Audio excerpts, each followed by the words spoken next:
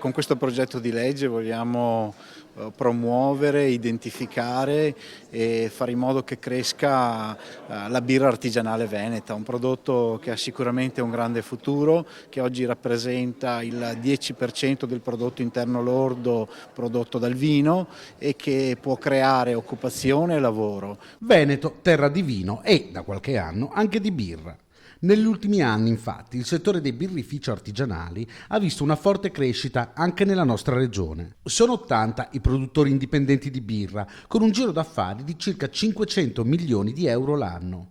Per regolamentare questo settore e per valorizzare i prodotti del territorio, il gruppo consigliare di Forza Italia, Palazzo Ferrofini, ha presentato un progetto di legge regionale. Soprattutto l'identificazione di una produzione, il fatto che ci sia una tracciabilità riconosciuta e che ci sia la valorizzazione della specificità di questo prodotto, altrimenti si rischia che una moda possa anche rovinare invece un settore che può crescere molto. Una legge per riconoscere i produttori, istituendo un apposito albo dei birrifici artigianali e creando un apposito marchio riconosciuto. Non solo, nella proposta di legge si trovano tutele per le imprese con sostegno alle attività di qualità e tutela ai consumatori, cercando di favorire una corretta informazione. È una nuova frontiera sia per l'agricoltura che per il lavoro e i nostri artigiani.